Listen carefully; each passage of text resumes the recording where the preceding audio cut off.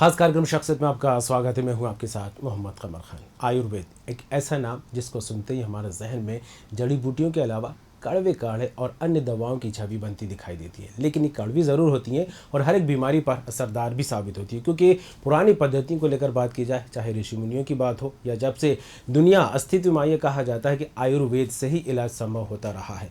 और इसी आयुर्वेद से जुड़ी तमाम जानकारी को लेकर आज हम बात करेंगे। हमारे साथ स्टूडियो में मौजूद हैं डॉक्टर दीपिका आनंद जी। दीपिका जी, आपका बहुत बहुत स्वागत है। नमस्कार, धन्यवाद। दीपिका जी, चर्चा में सबसे पहले शुरुआत में यही जानना चाहूँगा कि आयुर्वेद है क्या? देखिए, आयुर्वेद है ना, अपने आप में एक बहुत बड़ा विज्ञान है। एक ऐसा विज्ञान जिसमें आप देखेंगे कि आयु का ज्ञान, आयुर्वेद ऐसा, जिसमें आप रोगी के रोग की तो चिकित्सा बताते हैं, लेकिन साथ साथ में ये भी बताया गया है कि स्वस्थ रक्षणम, मतलब जो स्वस्थ व्यक्ति है उसके स्वास्थ्य की रक्षा आप कैसे करेंगे। इस तरह से मतलब ये ऐसा साइंस है जिसमें अगर आप आज देखेंगे तो आप बॉडी के बारे में, माइंड के बारे में, सोल के बारे में सब इकट्ठा पढ़ते हैं। मतलब आपको ये अध्यात्म से भी जोड़ता है, या आपको शरीर से भी जोड़ता है, या आपको आत्मा से भी जोड़ता है। और ये युगों युगों से जो चला आ रहा है आयुर्वेद, ये एक ऐसा साइंस है जो नेचर से डायरेक्टली जुड़ा हुआ है। अब आयुर्वेद की अगर हम बात करते हैं तो आयु का ज्ञान, जैसे मैंने अभी आपको बताया ही है कि ये है। इसमें आप अगर विस्तृत में जाएंगे तो इसकी शुरुआत ही होती है कि आप देखेंगे इसमें दिनचर्या, इसमें रात्रिचर्या, इसमें ऋतुचर्या, मतलब आपका लाइफ कैसा होना चाहिए ये पूरा ही बताया गया है। और जब आप और आगे जाएंगे तो आपको रोगों के बारे में भी पता चलता है। मतलब एक तरह से संपूर्ण ज्ञान है जहां आप सब कुछ उठा सकते हैं जो आप लेना चाहें उससे। बिल्कुल संपूर्ण ज्ञान। और जिस तरह से आपने जिक्र किया, प्राचीन पद्धति है और हर तरह की बीमारी का इसमें इलाज किया जाता है। आपने BAMS किया हुआ है, तो कहाँ से जिज्ञासा जागी कि नहीं, मुझे आयुर्वेद के क्षेत्र में ही कदम रखना है और उसमें ही अपना करियर बनाना है? एक्चुअली देखिए, जब हमारा समय था तब तो पहले कि जो MBBS और इसका हुआ करता था, हम फ्रेंकली बताएंगे कि मैं महाराष्ट्र को बिलोंग करती हूँ। मेरा सारा एजुकेशन वहाँ अमरावती महाराष्ट्र से है। तो वो वही वाली चीज़ थी कि जब आपको ऑप्शन में MBBS नहीं मिला तो आपने BAMS उठाया। जब हम पढ़ते थे तो तब शायद हमें इतनी जिज्ञासा नहीं थी उसके लिए, लेकिन जब हम उसमें जाते गए और आज 15 साल से जब हम उस पर ही प्रैक्टिस कर रहे हैं, तब समझ में आया कि ये एक ऐसा विज्ञान है कि जिसमें मतलब आपको एक बार इसमें जाने के बाद में कहीं और देखने की ज़रूरत नहीं पड़ती है। बिल्कुल। और आयुर्वेद से इलाज को लेकर बात करें, जब आपके पास पेशेंट आते हैं, हालांकि आयुर्वेद से जुड़ी कई सारी चीज़ें घर में भी मौजूद रहती हैं, लेकिन कहीं ना कहीं नॉलेज ना होने के चलते, ज्ञान का अभाव होने के चलते लोग उन चीज़ों को बीमारियों में इस्तेमाल तो कर लेते हैं लेकिन उनको फ़ायदा नहीं मिलता। तो ऐसे लोगों की क्या कहेंगे? देखिए, एक्चुअली है ना, आयुर्वेद का बहुत क्लियर फंडा है। आयुर्वेद है ना हर बॉडी के लिए डिफरेंट है। जैसे आप एलोपैथ में जाएंगे और आप एक पैरासीटामॉल ले लेते हैं कि आपको पता है कि फीवर के लिए देना है, तो आपने इसको दे दिया, उसको दे दिया, इसको दे दिया। आयुर्वेद में भी ड्रग्स है, ऐसा नहीं है, लेकिन आयुर्वेद जो है ना सबसे ज़्यादा बॉडी टू बॉडी चलता है। आयुर्वेद का मानना है हर व्यक्ति की प्रकृति डिफरेंट है, और आयुर्वेद जो सिद्धांत है वो वात पित्त कफ पे काम करता है। तो सारी दवाइयाँ, अब आपको अगर है कि आप कह रहे हैं कि जैसे घर में कोई चीज़ मौजूद रहती है, बिल्कुल, रसोई घर ऐसी जगह है जहाँ पर आयुर्वेद से जुड़ी कई सारी चीज़ें मिल जाती हैं। आप एक अगर सिंपल अदरक को ही ले लीजिए कि जब सर्दी खांसी में लोग लेना चाहते हैं, लेकिन अब आपको सर्दी खांसी रीज़न क्या आया? कफ से हुआ, पित्त से हुआ, वात से हुआ, किस चीज़ से आपको वो कफ हो रहा है, आपको पहले वो देखना है और उसके बाद ही आपको ड्रग का यूज़ करना है।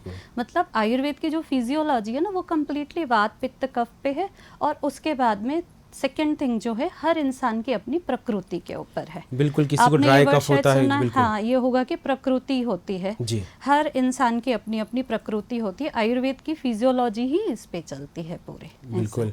और इंसान की बॉडी को लेकर के हर एक इंसान की बॉडी स्ट्रक्चर एक अलग उस पर रहती है। किसी को मौसम का इफेक्ट पड़ता है, किसी को धूल से एलर्जी होती है, किसी को अलग। तो उस कंडीशन में लोग जो है घरेलू नुस्खे तो अपना लेते हैं लेकिन उनसे फ़ायदा नहीं होता, तो सही होने की जगह कहीं ना कहीं बीमारी और बढ़ती भी दिखाई देने लगती है। तो क्या कहेंगे इसको लेकर? एक्चुअली वो तो देखिए, हर ज्ञान जो भी है, एलोपैथिक हो, आयुर्वेदिक हो, होम्योपैथिक हो, युक्ति है।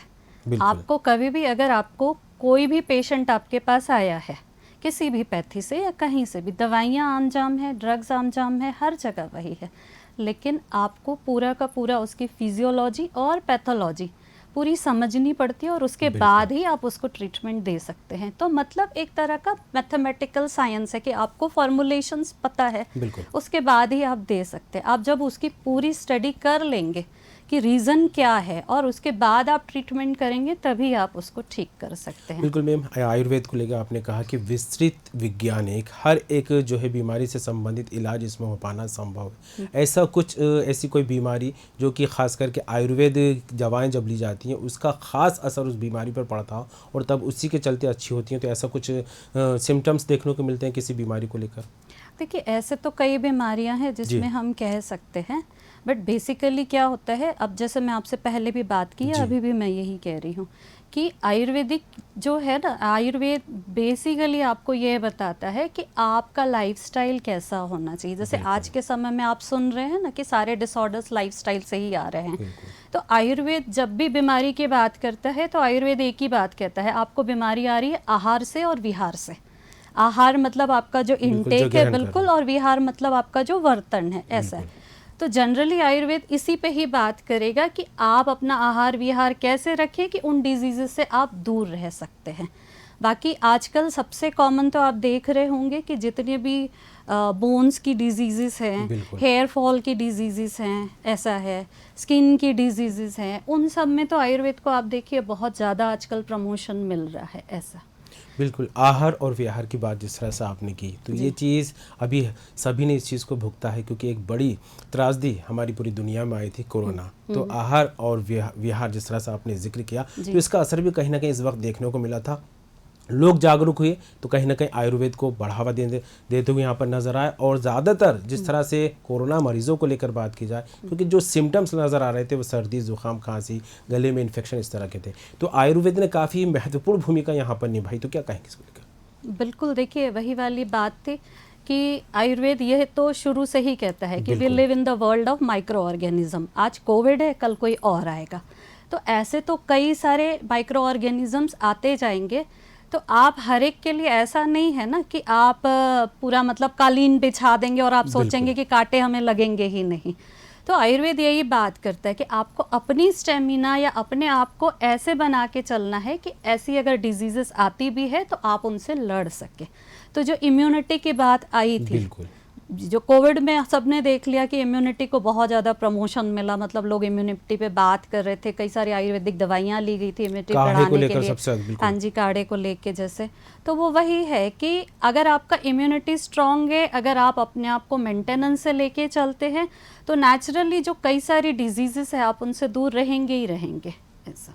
बिल्कुल, इम्यूनिटी पावर अगर स्ट्रांग होगी तो जाहिर सी बात है हर एक बीमारी से लड़ने की ताकत भी मरीज को मिलती नजर आएगी। लेकिन जिस तरह से बात की जाए, आपने दिनचर्या, लोगों के लाइफस्टाइल का जिक्र किया, तो कहीं ना कहीं लोगों की स्किन पर देखा जाए, बालों पर देखा जाए, तो खास तौर पर असर देखने को मिलता है लाइफस्टाइल का, क्योंकि आजकल खान पान भी बदलता है, यहाँ पर नजर आया है। तो किस तरह की बीमारियाँ स्किन से रिलेटेड या बालों से रिलेटेड सामने आती हैं? देखिए, अभी तो सबसे ज़्यादा कोविड के बाद तो हेयर फॉल बहुत ज़्यादा है, ऐसा है ना। और दूसरी बात, अभी मैंने जैसे आपको थोड़ा पहले बोला था, वात पित्त कफ के लिए ये बात करते हैं हम लोग।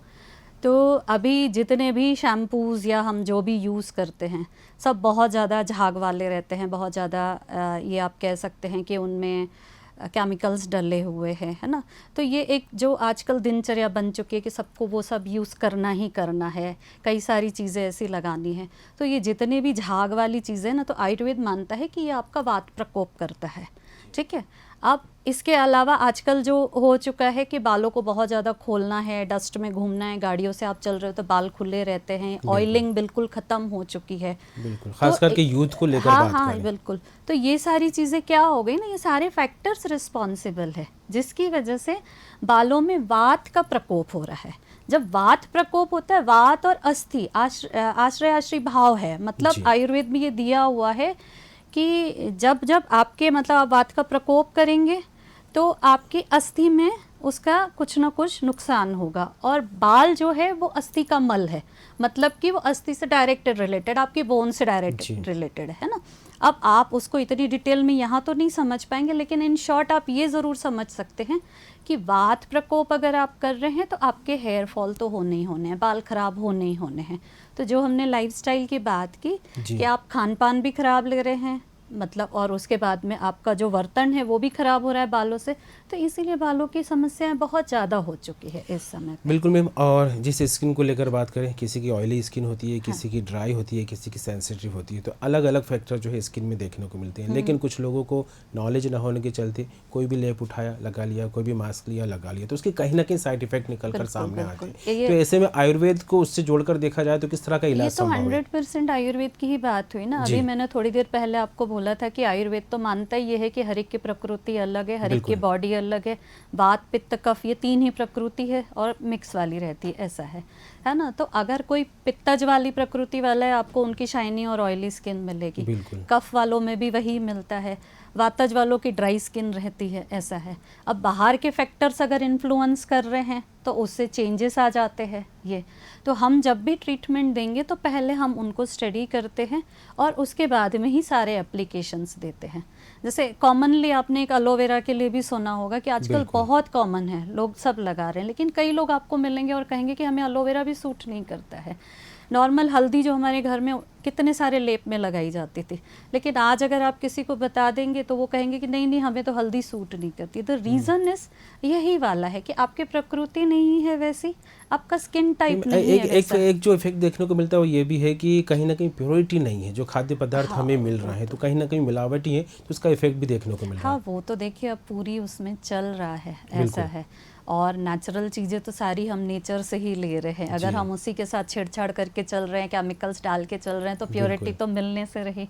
फिर भी अब थोड़ा सा लोग अवेयर हुए हैं ऑर्गेनिक्स और उसकी तरफ जा रहे हैं, तो थोड़ा समय लगेगा, आ जाएगा वो भी। बिल्कुल। आयुर्वेद वाकई विस्तृत विज्ञान है और ऐसे में पंचकर्म को लेकर बात करें उसकी चर्चाएं बहुत होती हैं, लेकिन हर कोई इससे नॉलेज नहीं रखता, हर किसी के ज्ञान में नहीं होता। तो मैं ये ज़रूर चाहूँगा हमारे दर्शकों को बताइए कि पंचकर्म थेरेपी है क्या? देखिए, पंचकर्म थेरेपी है ना, 5 थेरेपीज़ का एक कॉम्बिनेशन है ना। तो 5 अलग अलग मेथड्स है। आज की लैंग्वेज में बात करें तो जो कॉमनली हम सुनते हैं कि बॉडी को डिटॉक्स करने का मेथड है, कि आपकी बॉडी में जितने भी टॉक्सिन्स हो जा रहे हैं उनको बॉडी से बाहर निकालने के लिए ये मेथडोलॉजी है। तो आयुर्वेद में सालों पहले से वमन, विरेचन, बस्ती और नस्य, बस्ती के 2 टाइप्स रहते हैं, निरूह और अनुवासन, ऐसे 5 तरह से बताया गया है। अब इसमें जो मैंने आपसे बात की दोषों की, कि अगर कफ का प्रकोप है तो हम वमन देते हैं, अगर पित्त का प्रकोप होता है हम विरेचन देते हैं, और अगर वात का प्रकोप है तो हम बस्ती देते हैं। और ऊर्ध्वजत्रुगत रोग, ऊर्ध्वजत्रुगत मीन्स अबाव हेड, नेक के और ये वाले जो रीजन है ना, हेड एंड नेक जिसको हम कहेंगे, तो इसके लिए हम लोग नस्य देते हैं। तो बेसिकली ये ऐसे ट्रीटमेंट्स है जिसमें से आप जो प्रकोपित दोष है उनको शरीर से बाहर फेंकते हैं। आयुर्वेद 2 तरह की थेरेपीज करता है, एक होता है शोधन, एक होता है शमन। शोधन में आप टॉक्सिन्स या डिजीज को बॉडी से बाहर निकाल फेंकते हैं विद दिस मेथड, और शमन जो होता है उसमें आप दवाइयाँ दे के वहाँ पे ही उनको ख़त्म कर दिया जाता है। पंचकर्म को लेकर एक चीज़ और अक्सर मैंने लोगों से सुनी है कि जो लकवा से पीड़ित जो मरीज़ होती हैं तो उन पर भी इफेक्ट होती है थेरेपी? हाँ जी, होती है, इफेक्टेड है ये? हाँ जी बिल्कुल, कई लोगों में रिजल्ट्स देखने को मिलता है, ऐसा है। बेसिकली उसमें जो दिया जाता है तो स्नेहन स्वेदन का भी बहुत सारा रोल है, जो आपने मालिश सुनी होगी कि मालिश होती है। हाँ जी, तो हर पंचकर्म से पहले स्नेहन स्वेदन दिया जाता है जी। वो एक हम उसको ये कह सकते हैं प्री ऑपरेटिव वाला जो एक मोड है, ऐसा है। बिल्कुल मैम, ओचिस्रा आपने भी जिक्र किया और आप भी इस ट्रीटमेंट को लेकर बात करें, चाहे स्किन से रिलेटेड हो या बालों को लेकर, उसको लेकर भी आपके पास मरीज़ बहुत ज़्यादा आते हैं। और जिस तरह आयुर्वेद से आप बहुत बारीकी से जुड़ी हुई हैं तो उसका असर मुझे आपके चेहरे पर ज़रूर नज़र आ रहा है, जिस तरह से ग्लो विदाउट मेकअप नज़र आ रहा है। और ये महिलाओं की सबसे ज़्यादा इच्छा भी होती है कि हमारे चेहरे पर बिना कॉस्मेटिक, बिना उसके ग्लो आ जाए। तो ऐसी महिलाओं को लेकर क्या कहना चाहेंगे? देखिए, उसमें 2 चीज़ों के लिए मैं कहूँगी, जैसा तो मैं जोर डाल ही रही हूँ कि आहार विहार आयुर्वेद कहता ही है ना। तो सबसे पहले तो आपको अपना जो खान पान है उसको ठीक रखना ही पड़ेगा। आप अगर बहुत ज़्यादा जंक फूड्स पे जाते हैं या ऑयली फूड्स पे या फिर ऐसे फूड्स जो आपको नुकसान कर सकते हैं, है ना, तो उनसे तो आपको थोड़ा सा कम करना ही पड़ेगा, दूर रहना पड़ेगा। और विहार में जो हम कहते हैं ना, तो आजकल जो आपने देखा है ट्रेंड चल रहा है, लेट नाइट स्लीप्स है, सुबह देर से उठना है, और उसके अलावा एक्सरसाइज बिल्कुल नहीं है। फीमेल्स के साथ तो ये हो जाता है कॉमनली, वो ये सोच लेती हैं कि हम घर में इतना काम कर रहे हैं तो हमें एक्सरसाइज की शायद ज़रूरत नहीं है। बट आप देखिए, activity and exercise are two different things. आपको अपनी दिनचर्या में एक्सरसाइज को लाना ही लाना पड़ेगा। तो आयुर्वेद में मैं जो आपको कह रही हूँ ना दिनचर्या बताई हुई है, वो वहाँ से ही शुरू हो जाती है। जब आप नींद में से उठते हैं, आपको थोड़ी देर के लिए अध्यात्म करना चाहिए, फिर उसके बाद में आपको एक्सरसाइज करनी चाहिए। ये जो हम मालिश की बात करते हैं जिससे कि ब्लड सप्लाई बढ़ता है, तो वो एक रूटीन का पार्ट बताया गया है कि आप नहाने से पहले 10 मिनट अपनी बॉडी को घर में जो तेल प्रेजेंट है आप उससे थोड़ा सा मसाज कर लीजिए। स्किन पे ज़रूरी है ऑयलिंग, बालों के लिए ज़रूरी है, ऐसा है। तो ये सारी चीज़ें जो है ना वो आपको मिल के इफ़ेक्ट देगी। अगर मैं आपको बोलूँ आप ये पैक लगा लीजिए, ये पैक लगा लीजिए, तो ये बहुत ज़्यादा नहीं आपको इफ़ेक्ट देगा। आपको इंटरनल भी अपने आप को मेंटेन्ड रखना पड़ेगा। बिल्कुल। और मैम, जब आयुर्वेद इलाज की बात सामने आती है तो ये कहा जाता है कि जब दवाएं चल रही हैं किसी भी मरीज़ को लेकर, किसी भी बीमारी को लेकर, तो कहीं ना कहीं एक परहेज़ की बात बताई जाती है कि इन चीज़ों को अवॉइड करना, क्योंकि उससे दवाई ज़्यादा इफेक्टेड होगी। तो ऐसे लोग जो लापरवाह बनते दिखाई देते हैं, दवाई भी खा रहे हैं लेकिन परहेज़ नहीं कर रहे हैं, कितना ज़रूरी आयुर्वेद में परहेज़ करना? बिल्कुल करना ही पड़ेगा परहेज़, क्योंकि मैंने जैसे अभी आपसे बोला कि हर चीज़ जो है ना आयुर्वेद खान पान से मानता ही है। बिल्कुल। अगर आप एक नॉर्मल एसिडिटी को भी ले लें तो अभी आज हर दूसरा शख्स इस चीज़ से प्रभावित है। अब अगर आपको मैं यहाँ दवाइयाँ दे रही हूँ लेकिन मुझे पता है कि आपका रीज़न ही वो है जो आप खा रहे हैं और आप उसको कंटिन्यूएशन में लेते ही जाएंगे, तो कैसे पॉसिबल है कि आप ठीक हो सकते हैं? बिल्कुल। फॉर ऐसा है। फिर आप एग्जाम्पल हाँ ये कहेंगे कि दवाई ने असर नहीं किया। दवाई तो अपना काम कर रही थी, लेकिन जो पॉजिटिव फैक्टर था आपने उसको ख़त्म ही नहीं किया ना। जैसे फॉर एग्जांपल एक चाय की आदत भी होती है, बहुत सिंपल सी, दिन भर में बार बार चाय पीना है। अब आयुर्वेद का कहना है कि जब कफ का काल है आप भले थोड़ा सा चाय काढ़ा उस समय ले लीजिए जो कि मॉर्निंग टाइम है। अगर आप आफ्टरनून आवर में, जो बिल्कुल पीक पित्त का काल है, जब हर एक की बॉडी में पित्त है, बाहर पित्त है, आप उस समय चाय लेते हैं तो वो ज़रूर आपको नुकसान करेगी। आज नहीं करेगी लेकिन लॉन्ग टर्म में करते करते तो आपको करेगी ही करेगी। बिल्कुल। मैम, चाय का जिक्र किया तो एक सवाल मेरे जहन में ये भी आया कि कुछ लोग सुबह उठते से ही बेड टी ले लेते हैं, पेट खाली होता है तो कहीं ना कहीं इसका नेगेटिव असर भी देखने को मिलता है। इस तरह अब जैसे लोगों से जब मैं जुड़ा तो मेरी बात सामने आई। और कुछ लोग खाना खाने के फ़ौरन बाद चाय पीने के आदी होती हैं, तो इसको किस तरह देखा जा सकता है? इसको है ना आयुर्वेद विरुद्ध आहार में लेता है जी। कि जैसे अभी आपने बिल्कुल खाना खा लिया और उसके ऊपर आप चाय ले रहे हैं, तो वो बिल्कुल ही विरुद्ध है। दो चीज़ें जो आपकी बॉडी को नुकसान करेगी ऐसा। तो अगर हैबिट है तो यही कहूँगी कि जितना हो सके इससे दूर हुआ जाए।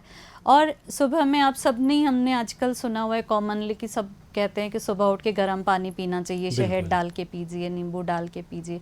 तो the reason is that only कि ये एक तो मोड है कि आपका टॉक्सिन बाहर करेगा रात भर में जो हुआ, फर्स्ट थिंग। सेकेंड थिंग क्या होता है, कफ का काल है। जब आप सुबह उठते हैं तो कफ है बाहर प्रकृति में भी और आपकी बॉडी में भी कफ काल है। तो आप जब वो ले लेंगे तो आपका जो कफ प्रकोपित हुआ पूरा सोने से उससे सब आउट हो जाएगा, ऐसा है। बिल्कुल। और दिनचर्या कहीं ना कहीं आपने भी जिक्र किया, और जो टाइम साइकिल है उसके अकॉर्डिंग आयुर्वेद को जोड़ के चलें तो कहीं ना कहीं न सिर्फ आपका बूस्टर पावर भी जो है इम्प्रूव होगा, ताकतवर होगा, बल्कि अन्य बीमारियों से लड़ने की ताकत भी मिलेगी। आयुर्वेद कहता है बीमारियां ही नहीं आएंगी। बिल्कुल, अगर आप बिल्कुल, इसको लेके चलेंगे तो आपके पास बीमारियां ही नहीं आएंगी। काफ़ी महत्वपूर्ण जानकारी आपसे मुझे मिल रही है। जाहिर सी बात है दर्शक भी इसका लाभ उठाते दिखाई देंगे। अंत में क्या कुछ संदेश देना चाहेंगे, खासकर कि उन यूथ के लिए जो अपना घर छोड़ के बाहर रहते हैं लेकिन कोई ना देख रहा है, इस चीज़ से बेफिक्री होते हुए कहीं ना कहीं अल्कोहल लेना शुरू कर देते हैं, धूम्रपान करना शुरू कर देते हैं, क्या कहेंगे इसको लेकर? देखिए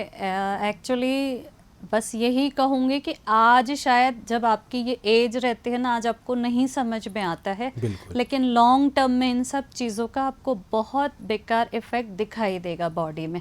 तो हो सके तो आप ये सारी चीज़ों से तो दूर रहिए। और अगर ऐसा है कि बिल्कुल नेसेसिटी है तो बिल्कुल क्वांटिटी बिल्कुल ना के बराबर करके आप वंस इन अ वाइल वाला एक रख सकते हैं। बट आज की यूथ के साथ में प्रॉब्लम यही है कि खान पान भी बहुत बुरा चल रहा है और ये वाली सारी चीज़ें भी बहुत एक्सेसिव हो चुकी हैं। तो कहीं ना कहीं तो आप अपनी बॉडी के साथ में खराबी कर ही रहे हैं। मैं एक चीज़ और जानना चाहूँगा, डायबिटीज़ जिस तरह से शुगर आज हर एक किसी में देखने को मिलती है और ब्लड प्रेशर की शिकायत, क्या कुछ इनको लेकर कमियाँ लोग बढ़ते दिखाई दे रहे हैं जिसके चलते इस तरह की बीमारी में ग्रसित हो रहे हैं? देखिए पहले ज़माने में आयुर्वेद में शुगर को लिखा गया है कि राजाओं की बीमारी है, मतलब जो बिल्कुल एक्सरसाइज नहीं करते हैं और बहुत अच्छा खान पान लेते हैं, है ना, तो उनको ये होती थी। तो एक स्टडी तो आई थी कि पहले जब जो बिल्कुल सेडेंटरी लाइफस्टाइल जीते हैं ना, तो उन सबको आराम वाली हाँ उनको शुगर होता है, ऐसा है। और दूसरी चीज़ फिर अब ये आ गया कि उसको स्ट्रेस से जोड़ लिया है। तो उस समय पे भी राजा और भले कुछ करते नहीं थे, पर यहाँ का स्ट्रेस तो उनको रहता ही था ना। तो ये जो दोनों डिजीजेस है ना, ये स्ट्रेस रिलेटेड तो है ही है। तो आपका वही जो मैं शुरू से बोल रही हूँ, आहार एंड विहार, आपको खाने पीने में भी ध्यान देना पड़ेगा और आपको अपने बर्तन में भी, आपको विहार से भी करना पड़ेगा। और आज आप देखिए कि खुद डॉक्टर्स ये कह रहे हैं कि आप अगर डायबिटिक हो चुके हैं तो खाना आपका कम करवा देते हैं और उसके बाद में आपको लाइफस्टाइल चेंज करने को एडवाइस देते ही हैं कि आप एक्सरसाइज कीजिए, सब कीजिए, तो ये आपके ब्लड शुगर को मेंटेन रखेगा। लेकिन अगर आप शुरू से ही ये करते रहेंगे तो शायद आप उस स्टेज पे जाएंगे ही नहीं। ऐसा बिल्कुल मैम, आप इस स्टूडियो में आए, काफ़ी महत्वपूर्ण जानकारी आपने हमारे साथ शेयर की, इसके लिए आपका बहुत बहुत धन्यवाद आने के लिए।